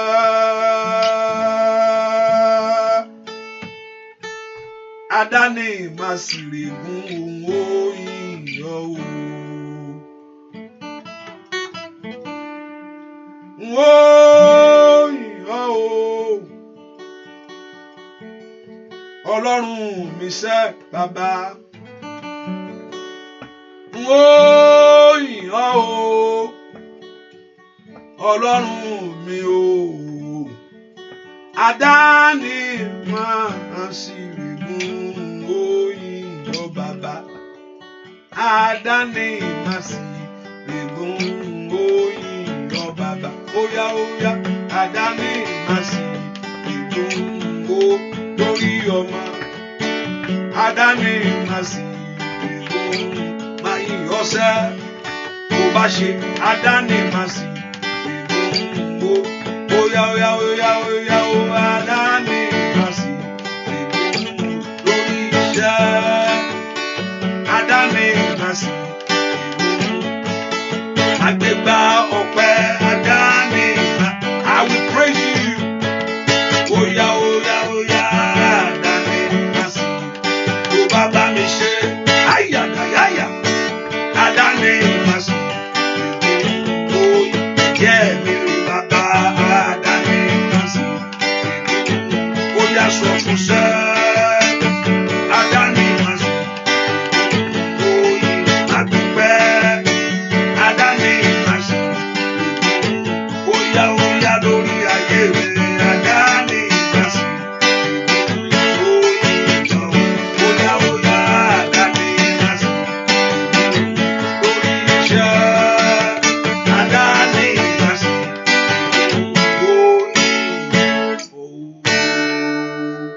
mo ní adùn àdúrà níbi kò gbà. Bó ṣe ń jáde kó wá jáde sọ́wọ́ èrè. Adùn àdúrà, the joy of prayer. Kó lọ sọ́wọ́ doctor. Kí doctor sọ pé àǹtí congratulations kíní yẹn ti wà, ó ti débẹ̀ o. Ọ̀kan sọ pé congratulations kíní yẹn ti disappear, àwọn rí mọ́ o. Ohun tó negative yẹn tí ò dá yẹn. Àdúrà ni pé kó rí lẹ́tà ayọ̀ ẹ pé ìwé ìgbélu yẹn, don't worry, we are very sorry, ṣùgbọ́n now we change our mind, we are giving you to you. Àdúrà bẹ̀ nìyẹn. Ó béèrè lọ́wọ́ Ọlọ́run sì fi fún ọ. Tó bá rí bẹ́ẹ̀, mo sì ní ìgbàgbọ́ pé Ọlọ́run fẹ́ kí èèyàn máa dùn. We want you to know the joy. Lónìí ní orúkọ Jésù, adùn àdúrà lórúkọ Jésù ó yá kó wọnú ayé yín lọ lónìí torí pé ẹ bá Ọlọ́run sọ̀rọ̀ ọba tó ń gbé ní kó rí èrè láyé ètò mú Fáráò lálàá tí ò sí rẹ tó nítumọ̀ rẹ̀ láyé kó lè yọ Joseph jáde ìṣẹ̀lẹ̀ ńlá tí ó ṣẹlẹ̀ èyí tó mú ọjà títí gbangba ohun tí ó ṣẹlẹ̀ tí ọwọ́ rẹ yóò fi tẹ̀ ẹ́ ibi tí ó dé tí ọ̀nà rẹ yóò fi là lórúkọ Jésù ó bẹ̀rẹ̀ láti ìsinsìnyí lọ kí ìyanu rẹ kó ṣẹlẹ̀ lọ́wọ́ àìsàn yẹn ó bọ́ lọ́wọ́ ogun yẹn ó bọ́ ogun yẹn dogun ìgbàgbé ìjà rẹ tán lónìí mo pa láṣẹ kí ayé rẹ kó gbọ́ ọ̀rọ̀ Olúwa kó dìde ibi tí ayé dagúnlẹ̀ sí èmi pa ní àṣẹ ní orúkọ Jésù Ọlọ́run tó rán mi mo lo ohun Olódùmarè lónìí níbi tí ayé dá ayé rẹ gúnlẹ̀ sí ní orúkọ Jésù kí ayé rẹ dìde láti ìsinsìnyí lọ let your life arrive ní orúkọ Jésù kí ayé rẹ kó dìde ta ló sọ pé kó dìde ta ló ń sọ pé kó má dìde yẹn ta ló ń dá ohùn padà kó Olúwa kó padà lọ́wọ́ lórúkọ Jésù ọwọ́ Ọlọ́run kó kẹ́ni tó ń dá ohùn padà ní orúkọ Jésù gbogbo èèyàn tó ní kó má dìde ó mọ̀kálí pẹ́ẹ́rì ṣáìdà torí pé Ọlọ́run mọ́ ti sọ ọ́ dòmìnira ó náà èyí ti di òmìnira nítòótọ́ gbogbo ohun tí ń fọ ohùn padà ní orúkọ Jésù ó yẹ dákẹ́jẹ́ gbogbo ohun tí ń fọ ohùn lórí rẹ mi rí káórí pẹ́ẹ́rì ṣáìdà rúkàtáyàbà ohun páwọn ò ní gbà ohun páwọn ò ní jẹ́ ó lọ ohun pé kò ní ṣeé ṣe o ní orúkọ Jésù gbogbo ohun tó kò ní rí bẹ́ẹ̀ ẹ̀yin yìí ní orúkọ Jésù Násárẹ́tì gbogbo ohunkóhun yìí ó yẹ dákẹ́jẹ́ ó ní ẹ gbé orí sókè líka báórí ṣáìdà ọba ògo wọlé wá lu sàkábà wúrkáyà ó níbi tí ọ̀rọ̀ bá wà agbára ń bẹ níbẹ̀ ni ní orúkọ Jésù ohun ọba àwọn ọba mo fọ̀ jáde ní orúkọ gbogbo ohun tí ń bá du ayé rẹ lónìí gbogbo ohun tó ò ní gbà gbogbo ohun tó ní kò ní ṣẹlẹ̀ every voice contrary every voice ohun tó bèrè ò ní rí gbà ní orúkọ Jésù ohun náà kó dákẹ́jẹ́ ìyanu rẹ kó ṣẹlẹ̀ ó dẹ kó tẹ̀ lọ́wọ́ ó yá gbà á ó yá gbà á ó yá gbà á lọ fi ṣe rere ó yá gbà á lọ fi ṣàṣeyọrí ó yá gbà á lọ fi ní ìbùkún ó yá gbà á lọ fi já gbangba ó yá gbà á lọ fi dàgbàsókè ó yá gbà á ní kàtọ́lìàbà receive it now in the name of Jesus kó rí bẹ́ẹ̀ ojú òní ti ayé ẹ àdúrà yóò jẹ fún ọ níbi àdúrà yóò gbé ọ ìyanu lónìí kó farahàn bẹ́ẹ̀ ni ó sì rí ìyanu kó farahàn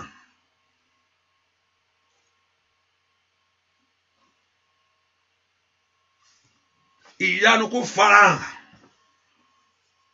ọwọ́ Ọlọ́run kó kàn ọ́ Jésù Kristi Olúwa wa ohun tó ṣẹlẹ̀ Genesis chapter 1 ó ní Ọlọ́run sì sọ òkùnkùn di ìmọ́lẹ̀ ẹnìkan gẹ́gẹ́ bí Ọlọ́run ṣiṣẹ́ ní Genesis yẹn chapter 1 yẹn ó ṣe bẹ́ẹ̀ nú ayé ẹ láàárọ̀ yìí òkùnkùn rẹ ó ti di ìmọ́lẹ̀ òkùnkùn rẹ ó di ìmọ́lẹ̀ gẹ́gẹ́ bó ṣe ní Genesis chapter 1 yẹn ó ṣe bẹ́ẹ̀ nú ayé ẹ láàárọ̀ yìí òkùnkùn rẹ ti ayé ó sì mọ̀ pé ìmọ́lẹ̀ tàn lára rẹ ó kún sọ pé dìde ògo Olúwa dé arise and shine for the light has come and the glory of God has risen upon thee ó sọ bẹ́ẹ̀ pé dìde ìmọ́lẹ̀ rẹ dé ògo Olúwa yóò sì tàn lára rẹ the glory of God now begin to shine àwọn yòó mọ̀ pé ògo tàn lára rẹ ó ti di ẹni tí ayé gbàgbé o tẹ́lẹ̀tẹ́lẹ̀ ẹnìkan mo bá wíbẹ̀ yẹn ó ti di ẹni tí wọ́n ti gbàgbé sẹ́yìn ṣùgbọ́n ọ̀run ti rántí ẹ lónìí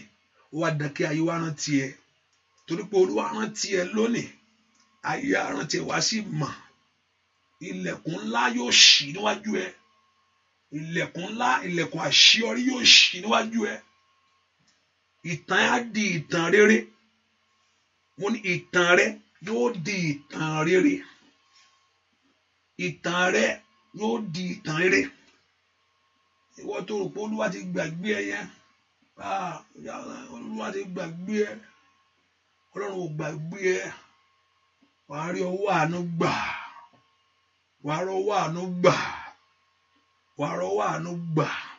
Ẹnìkan Olúwa yóò fún ọ ní ìgbéga lẹ́nu iṣẹ́ láìpẹ́ láì jìnnà ni mo sọ̀rọ̀ yìí o, mi sọ̀rọ̀ 2 years time, ohun tí ó ṣe láìpẹ́ kíákíá, ìsúnsókè pé wọ́n lift you up yóò ṣẹlẹ̀ lẹ́nu iṣẹ́, bẹ́ẹ̀ ni ó sì rí láì lórúkọ Jésù Kristi Olúwa wa. Àmín, àmín, àmín lórúkọ Jésù. Hallelujah. Ẹ jẹ́ ká fi sọ́nà pé àdúrà yìí tẹ̀síwájú lọ́la ní àárọ̀ 6 o'clock and ní alẹ́ ọ̀la which is 9 o'clock. I'm not going to be here on 9. You know, I use every Friday and every Monday I try to come on 9 o'clock. And you know that that's not the bell. Hallelujah. 9 Friday night. So but tomorrow night is a night of power, which I'm not coming by night, but I'll be here in the morning. But at 9 o'clock, I'll probably, because night of power, we have every last Friday of the month, we have night of power that, so I put it live sometimes on Facebook or on Spreaker. So that's what is going to happen tomorrow. So maybe around 10, like to 11 or something like that. I'm going to come online tomorrow, not today. So, but the next prayer is going to be Saturday, which is, and also I said those that are believing God, money go buy their socks, go and buy socks. She will not think money okay. She was someone calling money one can Abi. Okay, for those okay. I think someone Abi. Okay, someone. Okay. So I said, go and buy. Go out, Jade, Koto Rakini can someone before you go and buy those. Go buy. It's not many things for yourself, and bring that very thing in prayer meeting. I mean, I will mention those days to us. Maybe if I be this week, I say okay, maybe Wednesday or so you come with those things for those that believe in God for the fruit of the womb. So and you come that day. So and we pray, and you bring those things, and as it the ashafon, our the ashai that me yanu yashilebe wa ama lo stop buba. That's a rank of Malay. We will have baby shower fellow meal. I did here. So by God's grace, we do that. The reason I'm not yet into it because I'm just for those people that are not aware or they have mentioned that. So tomorrow, so by God's grace, maybe this week I can say okay, I'll just give 1 day, 2 days. I don't know. Yes, let's see. Maybe this week. And I'll announce to us. I'll give 2 days notice before I come. So okay, maybe Wednesday, and those that believe in God for the fruit of it. And when say what money, one not to but specifically I'm going to base that prayer for those that believe in God for the fruit of the womb. But what to co-produce so it's also you can also join. Hallelujah. Praise the Lord. Like Paul, let's often that you. We will fill them up. We want something else from God, and I know that Lord, you will God will answer you in Jesus' name. And also, if you want to be a blessing, which I encourage you to do, which I want those that will support the work of God monthly, you can do that through Zelle, Cash App, and PayPal, and Santander Bank in London, and also for those meeting in London. I'll be coming next month in London around ending towards the first week. I think we need to know the date by now, the date I'm coming. So our brother there, you need to talk to him. So because they have to get the all. And also if I'm coming at this time, I would like to have, I've been saying it, if it's possible, to have a night prayer with you. I don't know. I've been mentioning it. It is your availability that will determine that I'm not, because I'm a stranger there. So hallelujah. If you would find a way of make that happen, I will not force it to happen. I'll just do whatever and let go. Hallelujah. So you can contact the brother there. You can put those on YouTube. Also, you can contact him at his own number. kọ́lọ́run kó fi ẹ̀rí hàn nínú ayé yín, kí Ọlọ́run kó fi agbára rẹ̀ hàn. Ẹnìkan ohun tán kàn mọ́lẹ̀ nínú ayé ẹ lónìí, Olúwa tú sílẹ̀. Whatever the enemy have nailed, ohun tá ti kàn mọ́lẹ̀ tí ọ̀tá kàn mọ́lẹ̀ nínú ayé ẹ, Olúwa tú ọ sílẹ̀. Ohun tán kàn mọ́lẹ̀ lórí ayé ẹ, ìdè yẹn já ní àárọ̀ yìí, Olúwa tú ọ sílẹ̀. Ẹnu ọpẹ́ rẹ yóò sì pọ̀ níwájú Olúwa. Oh, thank you, my Father. Oh, thank you, Spirit. Ẹ mọ̀ pé kí ayé èèyàn kéèyàn bẹ̀rẹ̀ sí rí pé ìrìṣẹ́lẹ̀ lónìí, ìrìṣẹ́lẹ̀ lọ́la, ìrìṣẹ́lẹ̀ lójoojúmọ́, kéèyàn bẹ̀rẹ̀ sí rí ire látòní lọ, ayé á bẹ̀rẹ̀ sí rí ire Ọlọ́run. Ayé ẹ̀ wàá máa yẹ pé àkọlù ire á bẹ̀rẹ̀ sí ṣẹlẹ̀ nínú ayé ẹ̀. Ohun tí wàá notice nìyẹn, pé wàá kárí pé ìyanu ń ṣẹlẹ̀ fún ọ, ìyanu ń ṣẹlẹ̀ fún ọ ní gbogbo ọ̀nà. Ìpè wàá rí pé ìyanu ń ṣẹlẹ̀ fún ọ ní gbogbo, wàá rí pé ìyanu ń ṣẹlẹ̀. Ohun tí á bẹ̀rẹ̀ sí ṣẹlẹ̀ nínú ayé ẹ̀ nìyẹn. Wàá rí pé ìyanu ń ṣẹlẹ̀. Àkọ́ wàá rí pé nǹkan oríṣiríṣi yìí, the next thing you able to do this, the next thing you able to do this. Ohun tí ó bẹ̀rẹ̀ sí ṣẹlẹ̀ nínú ayé ẹ̀ nìyẹn. Lórúkọ Jésù kò rí bẹ́ẹ̀ fún ọ bẹ́ẹ̀. Ilé Olúwa bẹ́ẹ̀ kọ́ tán, ò ní ṣàṣetì ẹ̀.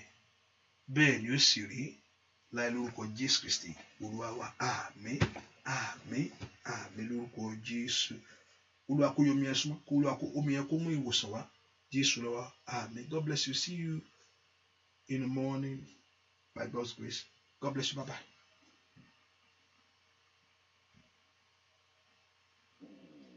Oh my God. Ọba ohun gbogbo tó ti kọ́dá. Ó dá mi, ó sún mi níre, èmi ni bẹ́ẹ̀ ni, àṣẹ Olódùmarè ni. Àbí lòun èmi lànà, àyànmọ́ ògo, ogún mi ni. Ẹ̀dá ẹ̀mí ló fi ṣèránṣẹ́ mi, àkọ́rí ìran mi, ojú ògo rẹ̀ ni. Mo ní ìmí iye ẹ̀ nínú, ẹni orí mi kò rí nǹkan. Ẹni tí orí mi kò rí nǹkan. Ẹni tí orí mi, òrìṣà Ọlọ́run. Ẹni tí